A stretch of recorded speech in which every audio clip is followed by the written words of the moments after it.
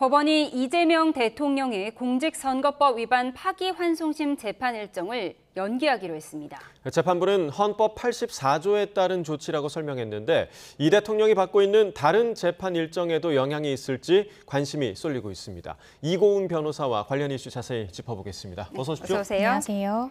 네, 대선 직전에 유죄 취지로 파기환송돼서 고등법원에 돌아온 선거법 사건인데 지금 추후 지정하기로 했다라고 합니다. 이 부분은 재임 기간 동안에는 재판하지 않겠다는 의미로 받아들여도 될까요? 네, 그렇습니다. 보통은 이 피고인의 신원이 불상이거나 피고인이 재판을 받다가 도망한 경우에 재판부에서는 일단은 이 재판 진행에 대해서 임시적으로 중단하겠다라는 결정을 내릴 때 추후 지정 결정을 내립니다. 그런데 이번 이재명 대통령의 이 파기환송심에서 추정 결정을 했다는 것은 재임 기간 동안은 해당 파기환송심을 진행하지 않겠다라는 의사로 읽히고요. 이와 같은 결정의 배경으로는 고법에서는 헌법 84조에 따라서 우리가 추후 지정하는 결정을 내렸다라는 것이 법원의 입장입니다. 네, 자 결국에는 우리가 이제 헌법 84조 얘기를 하면 소추라는 단어에 대해서 굉장히 좀 많이 얘기를 했었는데 이게 지금 어떤 범위까지 해석이 된다고 좀 봐야 됩니까? 네, 말씀 주신 대로요. 이 헌법 84조를 보시면 현직 대통령 신분에서는 이 내란죄, 외환해죄를 제외하고는 재직 중에 형사 소추되지 아니한다라는 규정이 있습니다. 그런데 이 소추의 의미를 정확히 검찰의 기소만으로 국한해서 해석해야 되는 것인지 아니면 진행 중인 재판까지도 함께 포함하는 개념으로 이해해야 되는 것인지를 두고요. 법원 내부뿐만 아니라 법조인들 사이에서도 갑론을박이 있었습니다. 이 부분에 대한 첫 번째 법원의 판단이 나왔다 이렇게 보이는데요. 지금 서울 고법에서는 이 소추의 의미를 진행 중인 재판까지도 확장해서 해석한 것으로 보여집니다. 따라서 이재명 대통령이 현재는 현직 대통령의 신분이기 때문에 진행 중인 재판까지도 헌법 84조상 중단되는 것이 맞다라고 고법의 첫 판단이 나왔다 이렇게 볼 수 있을 것 같습니다. 예, 그런데 이재명 대통령이 이 선거법 재판 말고도 4개의 재판을 더 받고 있는 가운데 천대엽 법원행정처장은 재판부가 독립적으로 판단해서 재판 중지 여부를 결정할 거다 이렇게 밝히지 않았습니까? 나머지 재판의 경우에는 달라질 수도 있는 건가요? 네, 그럴 수 있습니다. 원칙적으로는요, 각 재판부의 재판장들은 독립적으로 판단을 할 수 있습니다. 이 판사 한 명 한 명당 이 각계 헌법 기관이기 때문에 자신이 주재하고 있는 재판에 대해서 중단을 할 것인지 아니면 우리는 계속해서 속행해 나가겠다라고 결정하는 것은 모두 재판부 각기 판단에 따른 것입니다. 그렇지만 첫 번째 판단을 내린 고법 재판부에서는요, 헌법 84조의 해석을 진행 중인 재판까지도 중단되는 것이다 라고 판단을 내놓았기 때문에 아마 4개의 재판부에서도 이 부분에 대해서 굉장히 신중하게 접근할 것 같고요. 아마 유사한 판단을 내놓을 가능성이 굉장히 높지 않을까라는 생각이 들고 만약에 고법재판부와 다르게 속행한다라는 결정을 내리는 재판부가 일부 나온다고 한다면 그렇다라고 한다면 이재명 대통령도 권한쟁의 심판 등 굉장히 다양한 헌법적인 절차를 통해서 재판 절차를 최대한 중단하고자 노력할 가능성 높다라고 보여집니다. 네, 자 같은 헌법 조항에 대해서 재판부나 판단을 달리하는 것도 참 문제가 아닐까 생각이 드는데 만약에 검찰에서 이 재판부의 판단을 인정하기 어렵다 이렇게 하면 어떤 조치를 좀 취할 수 있습니까? 일단은 오늘 이제 결정이 나온 서울 고법 같은 경우에는요, 추후 지정 결정, 법원의 결정에 대해서는 항고라는 절차를 통해서 다퉈볼 수 있습니다. 네. 그렇다라고 한다면 항고는 상급 법원이 판단하게 되어 있기 때문에 서울 고법의 상급 법원 대법원이죠. 그래서 대법원에서는 검찰의 항고 부분에서 심리를 할 수 있습니다. 그렇지만 기각될 가능성이 높습니다. 앞서 이 천대엽 이 법원행정처장이 밝혔듯이 재판을 진행할지 중지할지는 전적으로 판사의 재량권 안에 들어와 있기 때문에 중단하는 결정을 했다라고 해서 어떤 법에 위배되는 결정이다라고 판단되기는 어렵거든요. 따라서 검찰로서는 이 항고를 했을 때 받아들여질 만한 가능성이 낮기 때문에 실제 항고까지 갈 가능성 낮다라고 보여지고요. 지금 서울 고법뿐만 아니라 7월에 기일이 예정된 다른 재판들도 있습니다. 네. 그래서 이 부분들에 대해서 아마 검찰에서도 고심이 깊을 것 같은데요. 저희가 이후 논의해보겠지만 재판중단법이 그 다음 기일이 잡히기 전에 통과가 된다라고 하면 그때는 검찰을 생각해 볼 수 있는 가능성 위헌법률 제청 신청을 당사자인 검찰도 제청 신청할 수 있습니다. 그래서 이런 방법들을 지금 다양하게 공판검사 측에서는 논의하고 있지 않을까라는 생각이 듭니다. 예, 말씀하신 민주당에서 형사소송법 개정안, 그러니까 재판중지법을 처리할 가능성이 지금 높은 상황인데 지금 말씀하신 것처럼 검찰에서도 헌법소원을 제기할 수 있다 이런 말씀이신 건가요? 네, 헌법소원이라 하면요. 일단은 이 공권력의 행사, 그러니까 이 민주당 측이 주도해서 지금 발의하고 끌고 가고 있는 이 재판중지법이라는 입법권 행사가 국민의 헌법상 보장되는 기본권을 침해를 해야 합니다. 그렇지만 이 재판중단법으로 기본권이 침해된 국민들 우리가 상정하기 어렵겠죠. 따라서 헌법 소원 절차로 나아간다라고 하면 이것은 청구 적격이 인정되지 않아서 부적법 각하될 가능성이 큽니다. 그렇다라고 하면 헌법재판 중에 위헌법률 심판 제청을 우리가 생각해 볼 수 있습니다. 위헌법률 심판이라 함은 그 재판의 전제가 되는 특정 법률이 헌법에 위배되는 것인가가 의문이 들 경우에 그 해당 사건을 재판하는 재판부가 직권으로 헌재에다가 제청할 수도 있고요. 그렇지 않다라고 하면 피고인이나 검찰, 즉 당사자가 지금 우리 재판에서 전제가 되고 있는 해당 법률이 헌법에 위배될 가능성이 있기 때문에 이 부분에 대해서 헌재에 위헌법률 심판 제청을 해주세요라고 신청을 넣을 수 있는 것입니다.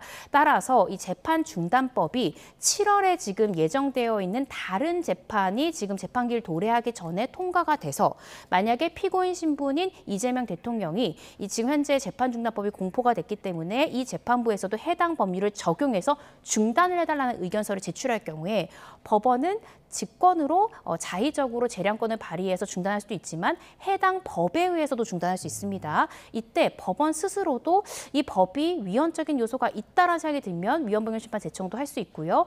이 법의 적용에 있어서 검찰 측 의견도 물을 텐데 검찰 측에서는 해당 법률이 위헌적 요소가 있기 때문에 저희는 제청 신청을 희망합니다. 라는 방법으로 위헌적인 요소에 대한 헌재 판단을 받아볼 수 있을 것 같습니다. 네, 만약에 이게 시점의 차이가 있을 수도 있겠습니다만 만약에 다른 재판부가 오늘 고법과 비슷한 결정을 하게 된다면 민주당 입장에서는 굳이 부담을 안고 이 재판중지법을 강행할 필요성이 없을 수도 있겠네요.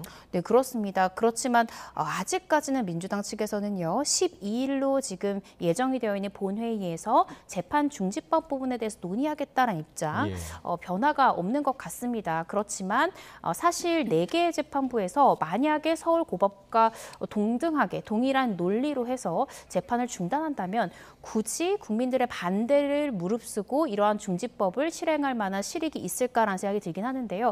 그렇지만 실질적으로 중지법에 대해서 더 이상 발의하지 않을지 아니면 그대로 강행할지는 조금 더 지켜봐야 되는 그런 상황입니다. 예. 이어서 윤 전 대통령 이야기 좀 해보겠습니다. 지금 윤 전 대통령 내란 혐의 재판이 오늘도 진행 중인데 이와는 별개로 체포영장 집행 방해 혐의로 경찰 소환 통보를 받았다고 합니다. 네, 그렇습니다. 이미 지난 5일에 한 차례 통보가 있었는데요. 근데 그때도 윤 전 대통령은 자신의 변호사를 통해서 경찰에 소환에 응할 수 없다라는 의사를 밝혔다라고 합니다. 근데 지금까지 나온 보도 내용에 따르면요. 소환에 불응하는 구체적 사유에 대해서 나오고 있지 않아서요. 일단은 나갈 수 없다라고 좀 추상적으로 일단은 출석을 거부한 것으로 보여집니다. 이 때문에 경찰에서는 이제 오는 12일에 다시 한 번 더 출석을 하라라고 2차 소환 통보를 한 상황이고요. 만약에 2차 소환에도 불응할 경우 3차, 4차 소환까지 갈지 이 부분에 대해서는 일단 12일이 지난 이후에 경찰의 행보를 좀 지켜봐야 될 것 같습니다. 네, 그러면 만약에 3번까지 출석을 거부하게 되면 체포영장이 발부될 수도 있는 겁니까? 네, 일단은 경찰에서 체포영장 신청을 선행해야 될 것 같은데요. 오늘까지 나온 보도 내용에 따르면 경찰에서는 아직 2차 소환 예정일에 소환 의사에 대해서 어떤 구체적인 답변을 받은 바가 없기 때문에 우리는 좀 더 지켜볼 것이다라고 답변을 하고 있습니다. 그렇지만 이미 1차 소환 통보를 지난 5일에 했는데 일주일 반인 12일에 또 다시 나오라라는 것은 경찰로서는 현재 윤석열 전 대통령에 대한 소환 의지가 굉장히 높은 것 같습니다. 따라서 3차, 4차 소환까지 이어질 가능성 높고요. 만약에 그 기간 전에 특검이 출범하지 않는다고 하면 제가 조심스럽게 개인적으로 추측하기로는 경찰에서는 강제 수사까지도 동원해서 소환을 한번 해보려고 노력하지 않을까 조심스럽게 추측해 봅니다. 예, 윤석열 전 대통령 추가된 혐의를 보면 비화폰 기록 삭제를 지시했다 이런 내용도 있더라고요. 정확히 어떤 내용이죠? 네, 지난 12월 7일에 있었던 일입니다. 윤 전 대통령이 이 김 김성훈 전 경호처 차장에게 이 군 사령관들의 이 비아폰 기록 삭제를 지시한 정황을 경찰이 확인을 했습니다. 따라서 이 부분에 대해서 대통령 경호처법상 직권남용 교사 혐의가 추가됐다라는 것이 경찰의 입장인데요. 이 대통령 경호처법에 따르면 이런 직권남용이 설사 미수에 그쳤다라 하더라도 처벌할 수 있기 때문에 실질적으로 사실관계를 들여다보면 12월 7일에 윤석열 전 대통령이 김성훈 전 차장에게 이 비아폰 서버 관련해서 삭제를 지시했지만 이 김성훈 차장이 이 경호처의 실무진들한테 실제 삭제를 지시까지는 했습니다. 그렇지만 경호처의 실무진들이 이 부분을 거부하면서 결국 미수에 그쳤다라는 것인데요. 미수에 그쳤다 하더라도 해당 범죄상 충분히 처벌할 수 있기 때문에 경찰에서는 이 추가 혐의에 대해서 현재 인지한 상황이고요. 그 외에도 이 다수의 비아폰 서버 기록 삭제 정황들이 나왔기 때문에 현재로서는 이제 삭제를 지시한 사람, 삭제한 사람까지는 구체적으로 나오지 않았습니다. 그래서 이 추가적인 삭제 부분에 대해서는 피의자 성명 불상으로 입건한 상황이고요. 이 부분 또한 윤석열 전 대통령이 피의자인지 아마 이 부분은 12일이 됐든지 아니면 그 다음 주가 됐든지 윤 전 대통령이 피의자 신분으로 출석한다라고 하면 이 다양한 삭제 정황 지시가 혹시 윤 전 대통령의 지시인지 여부에 대해서 경찰이 직접 신문할 가능성 굉장히 높아 보입니다. 네, 말씀해 주신 대로 지금은 성명불상이지만 만약에 지시자가 윤 전 대통령으로 특정이 된다면 다시 또 구속될 가능성도 있는 겁니까? 네, 그렇습니다. 구속 사유는요, 두 가지의 구속의 필요성이 인정이 돼야 되는데요. 증거의 인멸의 우려가 높거나 도망할 가능성이 높아야 됩니다. 그런데 만약에 현재 경찰에서 보고 있는 피의자 성명불상, 그러니까 이 비아폰 서버에 대한 추가적인 삭제 지시가 결국 윤 전 대통령으로부터 그 지시가 된 것이고 자신 관련한 불리한 형사사건의 증거를 인멸하기 위해서 타인을 교사한 것까지 밝혀진다라고 하면 경찰에서는 전격적으로 구속영장 신청할 가능성이 있고요. 그렇다라고 한다면 검찰에서도 청구를 해서 영장 실질심사까지 갈 가능성이 있어 보입니다. 그렇지만 재구속 여부는 결국 또 법원의 판단에 지금 맡겨진 그런 상황입니다. 예, 그런가 하면 대통령실이 오늘 오전에 인사위를 열어서 경호처 본부장 5명을 대기 발령 조치했다고 밝혔거든요. 그럼 앞서서 체포방해 혐의로 입건된 김성훈 전 차장과 같은 맥락으로 봐도 될까요? 네, 그렇습니다. 적극적으로 이러한 부분을 좀 저지하지 않았다라는 것인데요. 일종의 좀 방조 혐의가 있는 것 같다라고 지금 대통령실에서는 보고 있는 것 같습니다. 그러니까 윤석열 전 대통령을 체포하는 과정에서 위법하게 그 집행을 방해하는 그 과정에 동참했거나 아니면 이러한 위법한 행사 부분에 대해서 적극적으로 만류하지 않은 이 경호처의 간부급에 대해서 대기 발령 조치를 했다라고 밝혀졌는데요.